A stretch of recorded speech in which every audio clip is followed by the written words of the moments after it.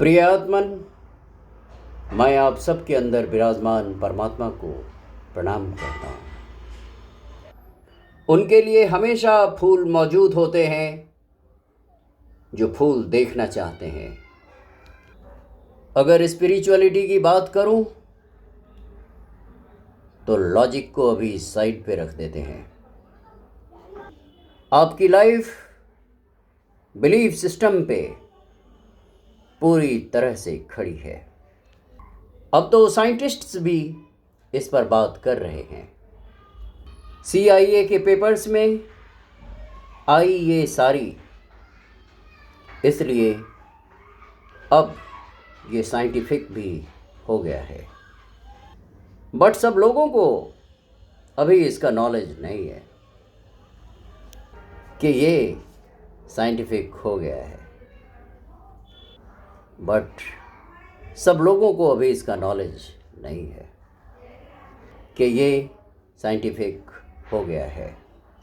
जिन लोगों को लगता है कि यार ये कुछ नहीं होगा, बट बात ये है कि हमारी पूरी ज़िंदगी बिलीफ सिस्टम पे टिकी हुई है। जिस चीज़ पर हम बिलीव करते हैं वही चीज़ हमें मिलती है। अगर मैं आज ये बिलीव करूं, इस चीज़ पर बिलीव करूं कि मैं ये चीज़ डिज़र्व करता हूँ, कि मैं इतने इतने पैसे कमाऊँ कि लोग मुझे अच्छे से ट्रीट करें, या फिर मेरा भी कोई बेस्ट फ्रेंड बने, मेरा भी कोई पार्टनर बने। अगर इन चीज़ों पर मैं आज बिलीव करूं तो ये चीज़ मुझे बहुत आसानी से मिल सकती है। अगर मैं बिलीव नहीं करता हूँ तो आई डोंट थिंक सो कि मुझे कोई अच्छा पर्सन मिलेगा, क्योंकि मेरा एक्सपीरियंस बहुत ही ख़राब है।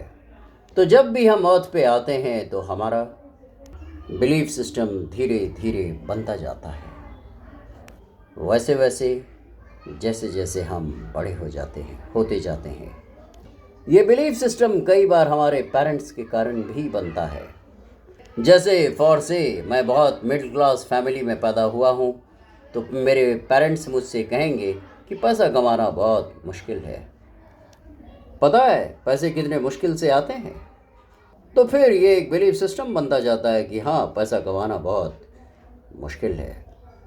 हो सकता है और फेलियर मिल गए आगे चल के लाइफ में, तो बिलीफ सिस्टम बन गया कि मेरे लिए तो पैसे कमाना मुश्किल है। तो इस बिलीफ सिस्टम के हिसाब से ही मैं चीज़ों को अट्रैक्ट करूँगा। कोई ऐसा बिलीफ जो हमारे सबकॉन्शियस में चला गया है और हम उस पर बिलीव करने लगे हैं। बिलीफ सिस्टम ये हो सकता है कि मेरे लिए पैसे कमाना बहुत मुश्किल है, मुझे कोई अच्छी जॉब नहीं मिल पाएगी, बचपन से मैंने सक्सेस नहीं देखी अपने करियर में, या पास्ट में कोई फेलियर मिल गया है। तो ये बिलीफ सिस्टम बन गया कि अब पैसे कमाना बहुत मुश्किल है, अच्छी जॉब मिलना मुश्किल है। ये बिलीफ सिस्टम है कि बचपन से कोई आपके अच्छे फ्रेंड नहीं रहे हैं और आप में ये सेंस डेवलप हो गया कि मुझे कोई प्यार नहीं करता, कोई मुझे नहीं समझता है, कोई मुझे वैलिडेशन नहीं देता। ये आपका बिलीफ सिस्टम बन गया है। ये बात आपके सबकॉन्शियस माइंड में इतनी ज़्यादा घुस गई है कि आप बिलीव नहीं करते कि आपके कोई अच्छे फ्रेंड बन सकते हैं और आप एक फुलफिलिंग रिलेशनशिप में रह सकते हैं। तो ऐसा क्या होता है ना कि बिलीफ सिस्टम हमारे सबकॉन्शियस में चले जाते हैं। उन बिलीफ सिस्टम्स को जब तक हम चेंज नहीं करते तब तक हम लाइफ में स्टक रहते हैं, क्योंकि एनर्जेटिकली हमारी एनर्जी इतने क्लोज्ड ऑफ है कि हम उस चीज़ को मैनिफेस्ट नहीं कर पा रहे या अट्रैक्ट नहीं कर पा रहे। भगवान आपको अपॉर्चुनिटी देना चाह रहे हैं, लेकिन चूंकि आप कभी किसी अच्छे रिलेशनशिप में नहीं रहे हैं और भगवान आपको एक अच्छा लाइफ पार्टनर देना चाहते हैं, तो आपका वो लाइफ पार्टनर आपके सामने रहेगा तो भी आप उस पर फोकस नहीं कर पाओगे, आप उस पर यकीन नहीं कर पाएंगे कि वही इंसान आपके लिए सही इंसान है, क्योंकि आपका दिमाग बहुत ज़्यादा क्लाउडेड है। फॉर से कि आप इंटरनेट पे एक इन्फ्लुएंसर बनना चाहते हैं और आपका बिलीफ सिस्टम ये है कि I am not good enough, मैं अच्छा नहीं दिखता, मैं ऐसा हूँ, मेरे अंदर टैलेंट नहीं है, ये आपका बिलीफ सिस्टम है। और इवन दो अगर आपके अंदर पोटेंशियल है तो आपका बिलीफ सिस्टम आपको रोकता है कुछ भी अच्छा करने के लिए।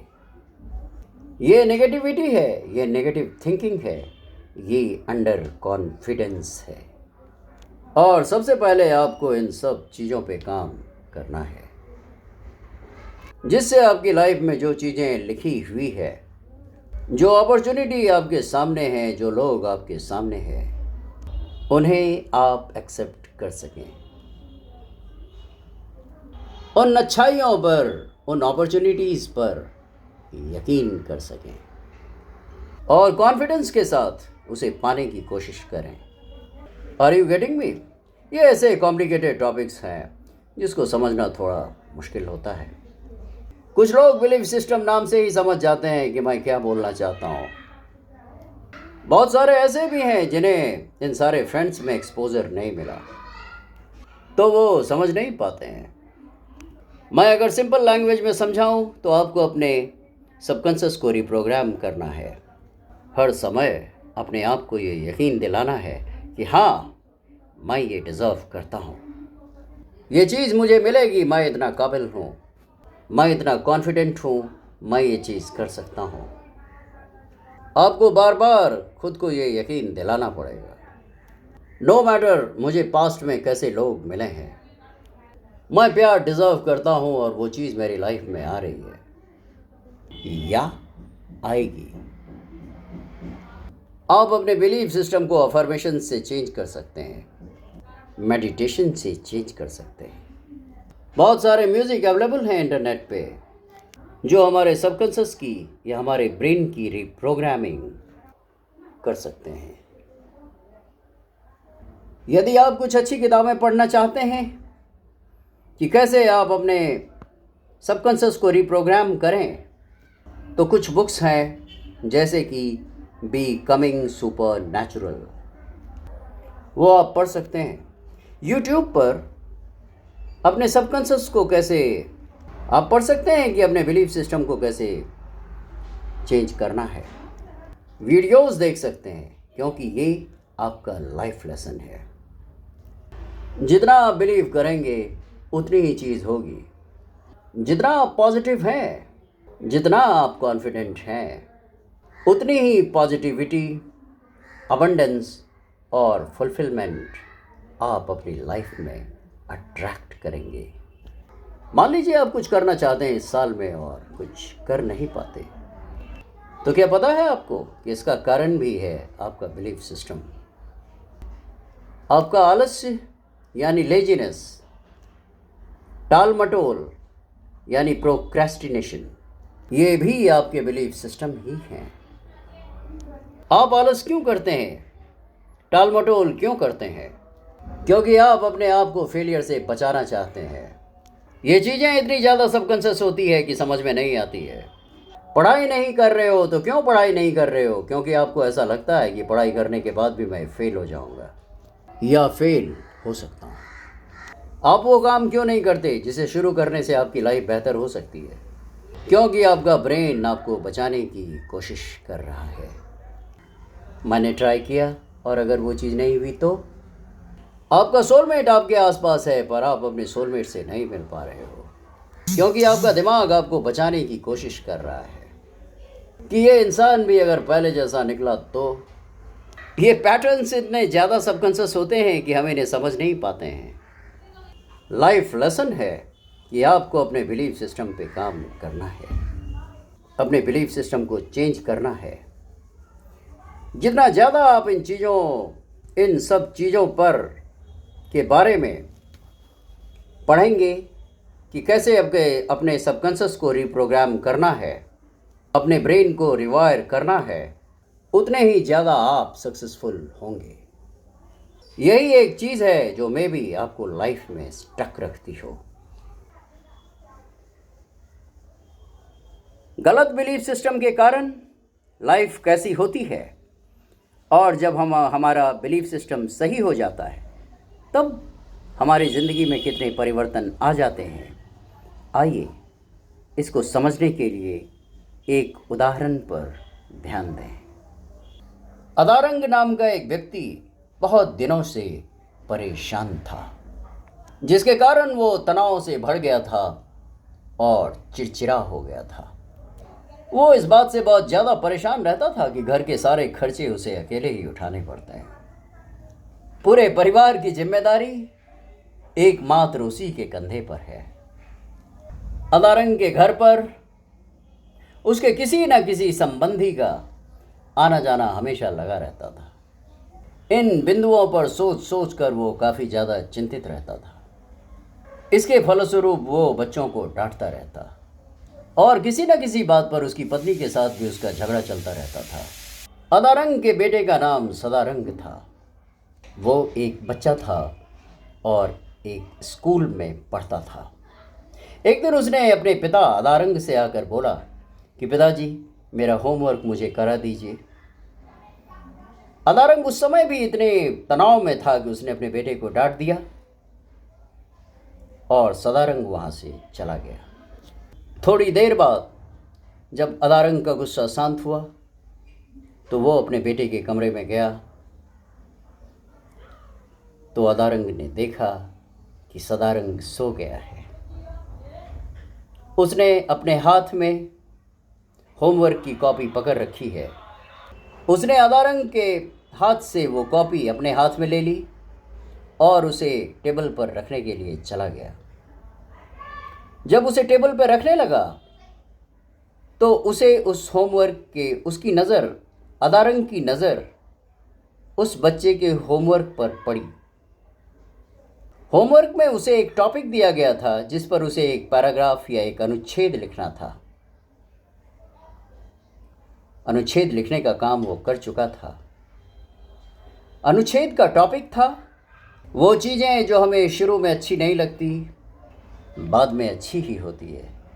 इसी शीर्षक पर सदारंग को एक अनुच्छेद यानी पैराग्राफ राइटिंग करनी थी, जो कि सदारंग ने लिख लिया था। अदारंग उस पैराग्राफ को उत्सुकतावश पढ़ने लगा। सदारंग ने उस अनुच्छेद में जो लिखा था वो इस प्रकार है। उसने अपने कॉपी में ये लिखा था कि मैं अपने फाइनल एग्जाम्स को धन्यवाद देता हूँ, क्योंकि शुरू में ये मुझे बिल्कुल भी अच्छे नहीं लगते, लेकिन इसके बाद स्कूल में छुट्टियाँ पड़ जाती है। मैं कड़वी दवाओं को बहुत बहुत धन्यवाद देता हूँ। ये शुरू में हमें ठीक नहीं लगती है, लेकिन ये हमें बीमारियों को ठीक करती है। ये हमारी बीमारियों को ठीक करती है। सुबह सुबह जगाने वाली उस अलार्म क्लॉक को बहुत बहुत धन्यवाद देता हूँ, जो मुझे हर सुबह ये एहसास कराती है कि मैं जीवित हूँ। मैं प्रभु को बहुत बहुत धन्यवाद देता हूँ, क्योंकि उन्होंने मुझे एक ऐसे पिता दिए जिनकी डांट शुरू में तो बहुत बुरी लगती है, लेकिन वो मेरे लिए टॉयज लाते हैं, मुझे घुमाने ले जाते हैं और अच्छी अच्छी चीज़ें खिलाते हैं। मुझे इस बात की बेहद खुशी है कि मेरे पास मेरे पिता हैं, क्योंकि मेरे दोस्त ऋत्विक के तो पिता ही नहीं है। बच्चे का होमवर्क पढ़ने के बाद अदारंग जैसे नींद से जागा। उसकी तनावपूर्ण स्थिति जैसे बदल गई। पैराग्राफ में लिखी पंक्तियों ने जैसे उसकी नींद उड़ा दी। खास तौर से पैराग्राफ के अंतिम पंक्ति ने। अचानक अदारंग शांत होकर बैठ गया और एक कागज़ पर लिखने लगा। मुझे अपने घर के सारे खर्चे उठाने पड़ते हैं। इसका अर्थ है कि मेरे पास एक घर है और मैं उन लोगों से बेहतर स्थिति में हूँ जिसके पास घर है ही नहीं। मुझे उन लोगों की जिम्मेदारी उठानी पड़ती है। इसका अर्थ है कि मेरे पास पत्नी है, बच्चे हैं और ईश्वरीय कृपा से मैं उन लोगों से ज़्यादा खुश हूँ जिसके पास परिवार ही नहीं है और दुनिया में अकेले हैं। मेरे यहाँ मेरे रिश्तेदारों का आना जाना लगा रहता है। इसका अर्थ है कि मेरी एक सामाजिक हैसियत है और मेरे पास सुख दुख में साथ देने वाले लोग हैं। ये सब बातें दिमाग में आते ही अदारंग की आंखें अचानक ऊपर उठ गई और उसने हाथ जोड़कर ईश्वर से बोला, हे ईश्वर, आपका लाख लाख शुक्र है। मुझे माफ़ कीजिए प्रभु, मैं आपकी कृपा को पहचान नहीं पाया। उस मोमेंट के बाद जैसे अदारंग की सारी परेशानी ख़त्म हो गई। वो अंदर से अब शांत हो गया था। वो दीवानों के तरह दौड़कर अपने बेटे के पास पहुंचा, जहां सदारंग सो रहा था। उसने सदारंग को अपनी गोद में उठा लिया और उसे चूमने लगा। अपने बेटे को चूमते हुए उसने ईश्वर को धन्यवाद दिया। हमारी लाइफ में जितनी भी परेशानियां हैं, उन्हें जब तक हम नेगेटिव नज़रियों से देखेंगे, तब तक हम परेशानी से घिरे ही रहेंगे। लेकिन जैसे ही हम अपनी परेशानियों को सकारात्मक नज़रियों से देखना शुरू करेंगे, हमारे जीवन की दशा और दिशा अदा रंग के तरह बदल जाएगी।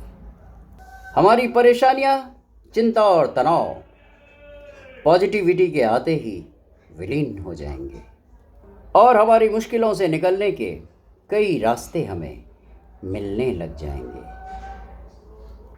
कोई भी सोल हो, उसमें इतना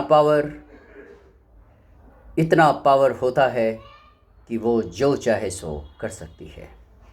जैसा कि आप जानते हैं कि एस्ट्रोलॉजी एग्जिस्ट करती है, टैरो एग्जिस्ट करती है, सारे डिविनेशन टूल एग्जिस्ट करते हैं, बट आपका जो पर्सनल पावर है वो हमेशा एस्ट्रोलॉजी के ऊपर रहेगा। आपका पर्सनल पावर किसी भी प्रेडिक्शन के ऊपर रहेगा। आपका पर्सनल पावर दुनिया में किसी भी चैलेंज के ऊपर रहेगा। यानी आप सबसे ज़्यादा पावरफुल हो। एस्ट्रोलॉजी और टैरो बाद में पावरफुल है। आप इतने पावरफुल हो कि जो प्रेडिक्शन आपको पसंद नहीं आ रही, उस प्रेडिक्शन को आप चेंज कर सकते हैं। प्रॉब्लम इज, किसी भी साउथ एशियन कंट्रीज़ में, यानी इंडिया, पाकिस्तान, बांग्लादेश, नेपाल, इन कंट्रीज़ में हमारी रिलीजन ने हमें बहुत ज़्यादा पावरलेस बनाया है। एंड आई डोंट नो कि इसकी उत्पत्ति कहाँ से हुई है। मे बी रिलीजन को ऐसे मॉडिफाई कर दिया गया। मे बी के गीता जी में महाप्रभु श्री कृष्णा ने एक सोल की पावर के बारे में बताया है। गीता जी में आपको ये क्लू मिल जाएंगे कि आप अपनी लाइफ को कैसे क्रिएट कर सकते हो। गीता जी में आपको क्लू मिल जाएगा मैनिफेस्टेशन का। कर्मा पर भी एम्फेसाइज किया गया है, डेस्टिनी पे एम्फेसाइज किया गया है। साउथ एशियन कंट्रीज़ में ये बताया गया कि जैसे हम पावरलेस हैं, हमें बताया गया कि डेस्टिनी के आगे, कर्मा के आगे हम हारे हुए हैं। पर ये सच नहीं है। सच ये है कि हम परमपिता परमेश्वर के अंश हैं, उस डिवाइन लाइट के, उस सोर्स के अंश हैं। आप बहुत ज़्यादा पावर होल्ड करते हैं अपने हाथ में। आप अपने हाथ में इतना पावर होल्ड करते हैं, इतना पावर होल्ड करते हैं कि आप या तो दुनिया को, पूरी दुनिया को या तो बना सकते हैं या तो बिगाड़ सकते हैं। आपके अंदर इतना ज़्यादा पावर, इतना ज़्यादा मैजिक एग्जिस्ट करता है। ये मैजिक बियॉन्ड है आपकी एस्ट्रोलॉजी के। एक बार यदि आप अपने पावर को समझ लें तो you can create your reality. आपकी सोल इतने ज़्यादा चैलेंजेस लेके आई है। कुछ लोग गेम खेलते हैं, बहुत डिफ़िकल्ट गेम खेलते हैं। हम बहुत डिफ़िकल्ट गेम्स खेलते हैं। क्यों खेलते हैं? एक लेवल क्रॉस करते हैं, फिर दूसरे लेवल में चले जाते हैं। आप पूछोगे क्यों इतना डिफ़िकल्ट गेम खेलते हो, क्यों आईएएस बनना चाहते हो, क्या ज़रूरत है इतना मुश्किल, इतना कठिन एग्ज़ाम देने की, इतना डिफ़िकल्ट एग्ज़ाम देने की क्या ज़रूरत है? तो ये अपनी अपनी चॉइस है कि कोई महान करना चाहता है, उसके लिए वो डिफ़िकल्टीज़ फेस कर रहा है।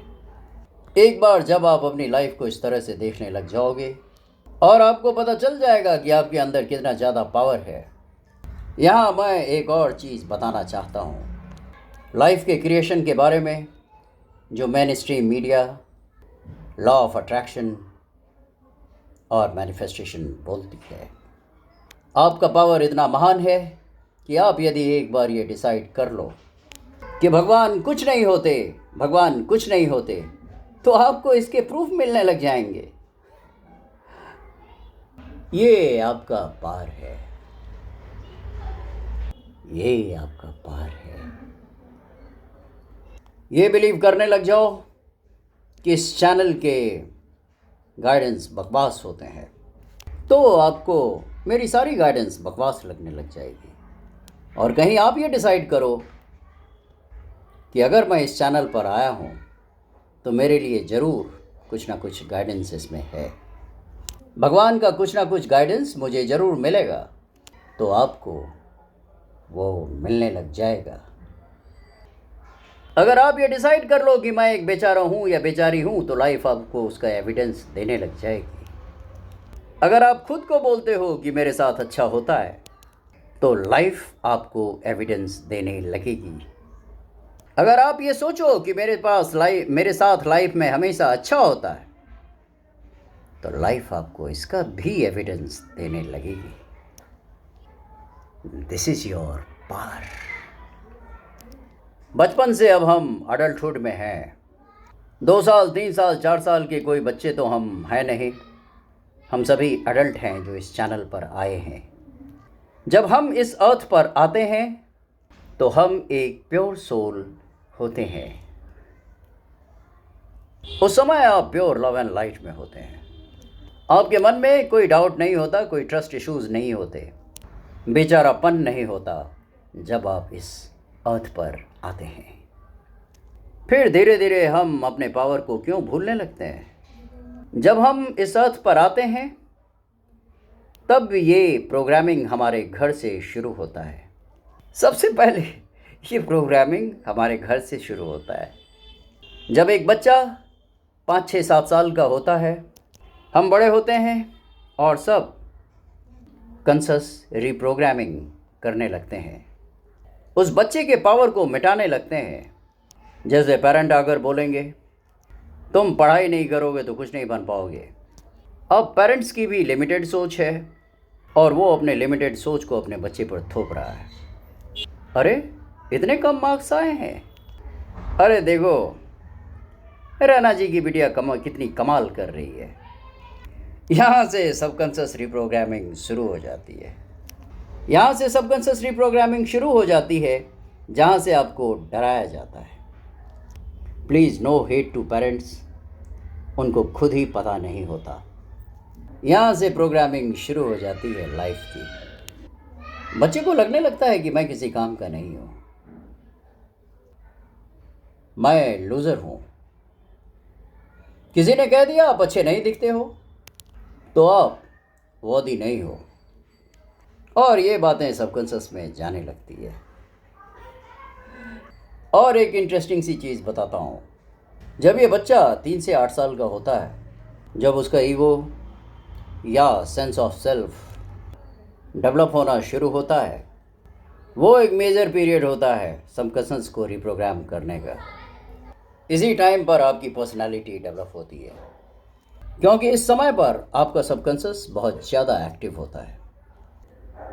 आपको लगता है कि आपके साइड में बैठा हुआ बच्चा कुछ नहीं समझ रहा है, लेकिन उसके सबकॉन्शियस में सारी बात जा रही है। तो जो बच्चा ये सुनता आ रहा है कि फेयर एंड हैंडसम लगा लो तो सुंदर दिखने लग जाओगे, या पेरेंट्स बच्चों से बोलते हैं यू डोंट लुक गुड, कोई तुमसे शादी नहीं करेगा, दिस एंड दैट, तो सबकॉन्शियस रिप्रोग्राम होने लगता है।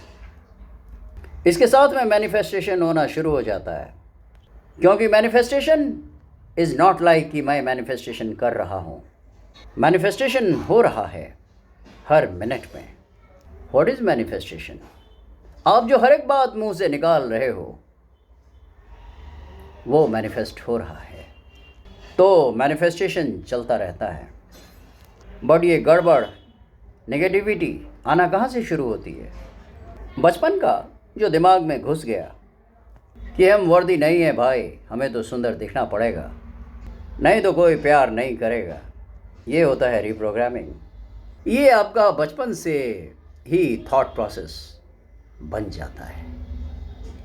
ये सोसाइटी से, माहौल से शुरू हो चुका होता है ऑलरेडी। अब इसी पैटर्न को आपको ब्रेक करना होता है।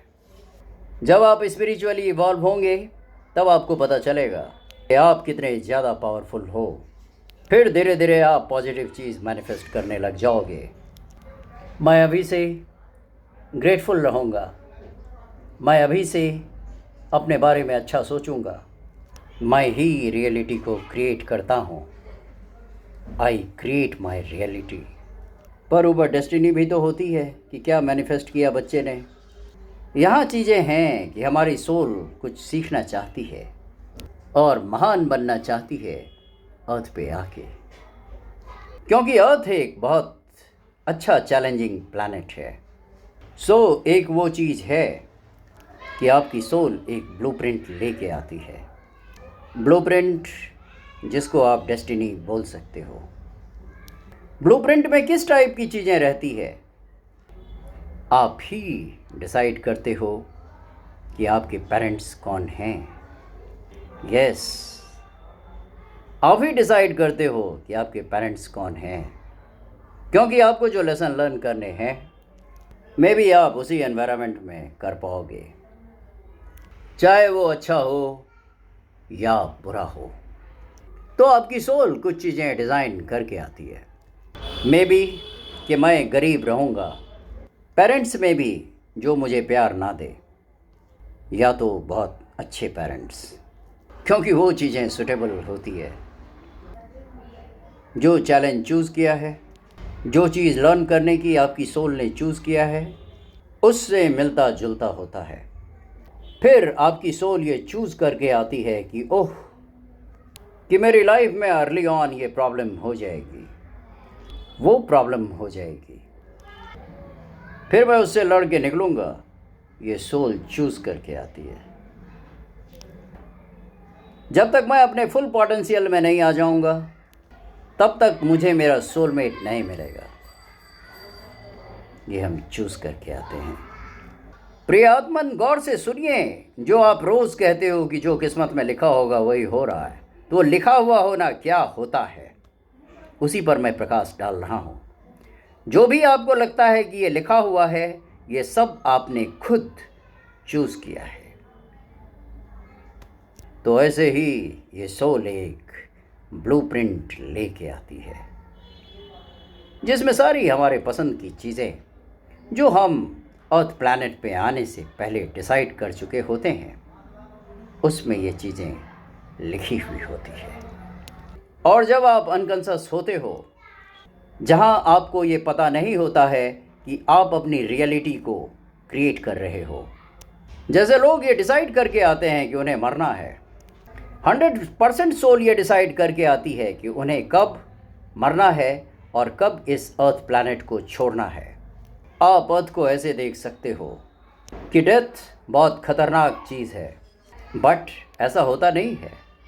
It is just a transition, जहाँ आप इस दुनिया से निकल करके आप फिर स्पिरिचुअल रेल्म में जाते हो, और फिर आप ये ऑब्ज़र्व करते हो कि क्या आपने सीखा।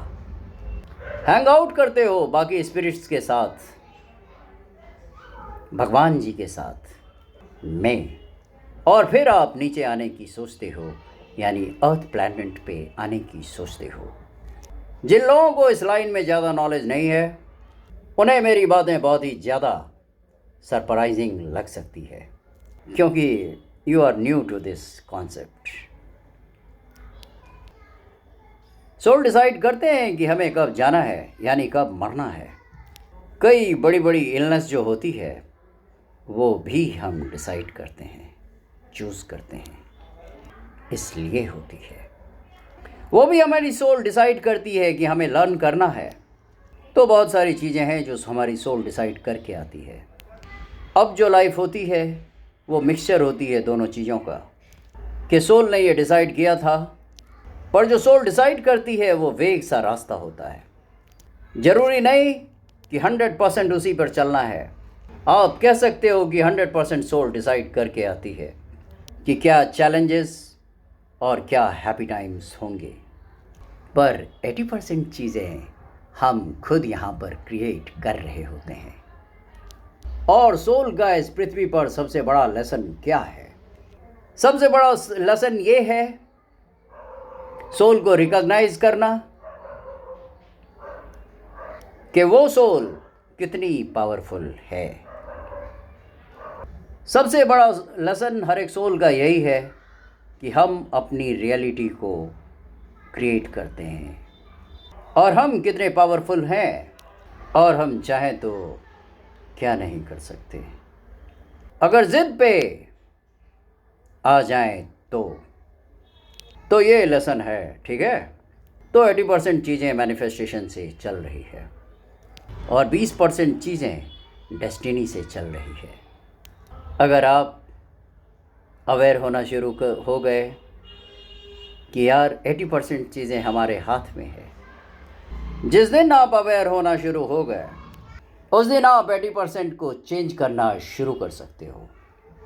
जिस दिन आप और ज़्यादा अवेयर और अवेक हो गए उस दिन 100% चेंज कर सकते हो, नॉट ओनली 80%। ये मुश्किल हो सकता है कुछ लोगों के लिए स्टार्टिंग में,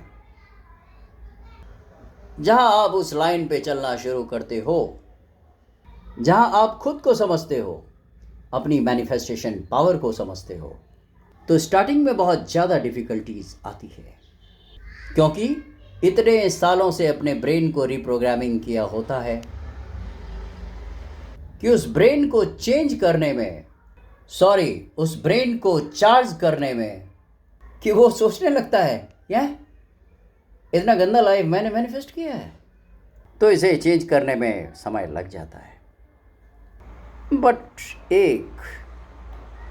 एक बार आप क्रिएटर बन गए तो आपके साथ में रहती है वो चीज़ें और लाइफ बहुत ज़्यादा आसान हो जाती है। आप लोगों ने मेरी बातों को 32 से 33 मिनट तक गौरपूर्वक सुना, इसके लिए मैं आप सबका कृतज्ञ हूँ, आभारी हूँ। और अंत में फिर एक बार आप सबके अंदर विराजमान परमात्मा को नमन करता हूँ।